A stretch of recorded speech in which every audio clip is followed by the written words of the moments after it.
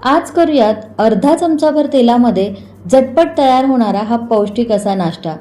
सकाळच्या काही गडबडीच्या वेळेला नाश्त्यासाठी बनवू शकता किंवा लहान मुलांच्या टिफिनसाठी सुद्धा बनवायला काहीच हरकत नाही। एकदम फटाफट बनून तयार होतो, मस्त खमंग खुसखुशीत होतो, खायला सुद्धा छान कुरकुरीत लागतो, बनवायला सुद्धा खूप जास्त सोपा आहे। कसा करायचा ते बघूयात। तर हा नाश्ता बनवण्यासाठी सुरुवातीला इथे मी एका बाउलमध्ये घेतलेला आहे अर्धी वाटी तांदळाचं पीठ। इथे मी तांदळाच्या पिठाचा वापर केला, याऐवजी तुम्ही नाचणीचं पीठ, ज्वारीचं पीठ वापरलं तरी सुद्धा चालेल। त्यानंतर सारख्याच वाटीने मोजून इथे मी अर्धी वाटी बारीक रवा घेतलेला आहे। जाड बारीक कोणताही रवा घेतला तरीही चालेल। यामध्येच घालूयात अर्धा चमचा जिरं, त्याचबरोबर 2 बारीक चिरलेल्या हिरव्या मिरच्या, सोबतच यामध्ये घालायचं आहे 1 चमचाभर किसलेलं आलं आणि त्यानंतर 1 चमचाभर पांढरे तीळ मी यामध्ये घातलेले आहेत। आणि रंगसुरेख यावा, चवीला हा पदार्थ चांगला लागावा याकरता पाव चमचा मी यामध्ये लाल तिखट घातलं, चवीपुरतं मीठ घालायचं आहे आणि त्यानंतर यामध्ये मी घातलेला आहे 1 मध्यम आकाराचा बारीक चिरलेला कांदा। सोबतच यामध्ये आपल्याला घालायची आहे भरपूर सारी बारीक चिरलेली कोथिंबीर। इथे मी फक्त कांदा आणि कोथिंबीरीचा वापर केलेला आहे। यामध्ये तुम्ही हवं असेल तर किसलेला बटाटा घालू शकता, त्याचबरोबर वेगवेगळ्या पालेभाज्या बारीक चिरून यामध्ये घालू शकता किंवा फळभाज्या घातल्या तरीसुद्धा चालेल, पदार्थ आणखीन पौष्टिकच होणार आहे।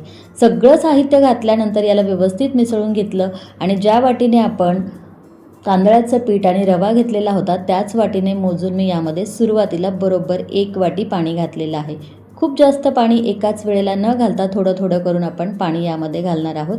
तर 1 वाटी पाणी घातलं तरीही हे मिश्रण घट्टसर आहे, म्हणून यामध्ये मी आणखीन अर्धी वाटी पाणी घालणार आहे।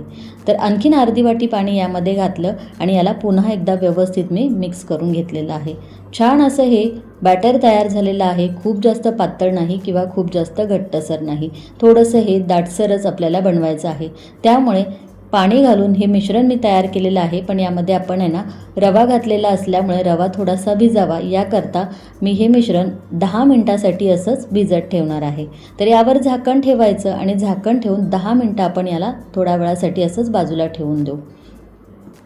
तर 10 मिनिटानंतर यावरचं झाकण काढून बघूयात। तर हे बघा, मिश्रण व्यवस्थित सेट झालेलं आहे। रवा व्यवस्थित भिजल्यामुळे हे आणखीन थोडंसं घट्टसर झालेलं आहे। आपल्याला हे मिश्रण थोडंसं फ्लोईंग कन्सिस्टन्सीचं हवं आहे, त्यामुळे यामध्ये आपल्याला आणखीन थोडंसं पाणी घालायचं। तर आपला पोहे खाण्याचा जो चमचा असतो त्याने मोजून बरोबर मी 4 ते 5 चमचे इतकं पाणी यामध्ये घातलेलं आहे। त्यापेक्षा खूप जास्त पाणी यामध्ये घालायचं नाही।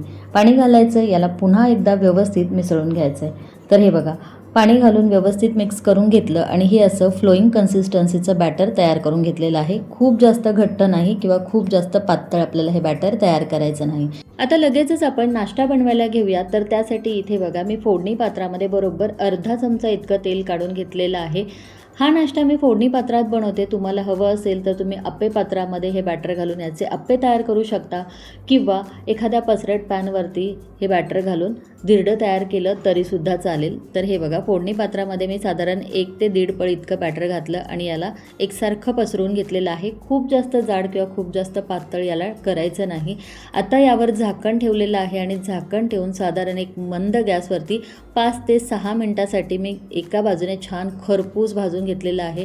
याच्या कडा मस्त तांबूस आणि कुरकुरीत होईस तोपर्यंत आणि हलकासा याला सोनेरी रंग येईस तोपर्यंत आपण याला दोन्ही बाजूने छान असं भाजून घेणार आहोत। दोन्ही बाजूनी हे व्यवस्थित खरपूस आणि कुरकुरीत असं भाजलं गेलं की याला आपल्याला काढून घ्यायचं आहे आणि सारख्याच पद्धतीने आपल्याला शिल्लक राहिलेल्या मिश्रणाचा सुद्धा असाच नाश्ता किंवा ही अशी छोट्या छोट्या आकाराची धिरडी तयार करून घ्यायची आहे। सकाळच्या काही गडबडीच्या वेळेला लहान मुलांच्या टिफिनसाठी ही धिरडी तुम्ही फटाफट तयार करून देऊ शकता।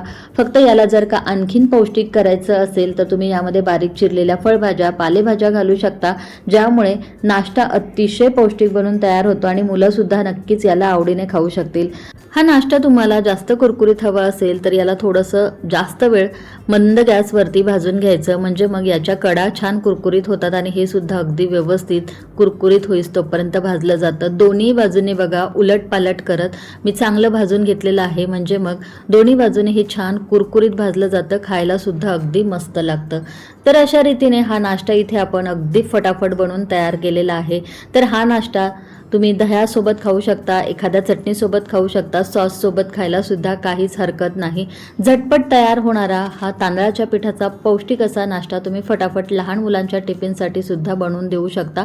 तर एकदा नक्की करून बघा आणि आजची रेसिपी तुम्हाला कशी वाटली हे कमेंट्स बॉक्समध्ये कमेंट करून सांगायला अजिबात विसरू नका. व्हिडिओ आवडला असेल तर जरूर एक लाईक करा, शेअर करा आणि अशाच नवनवीन रेसिपीज पाहण्यासाठी चॅनलला सबस्क्राईब करायला अजिबात विसरू नका. पुन्हा भेटूया अशाच एका छानशा रेसिपीसोबत. धन्यवाद.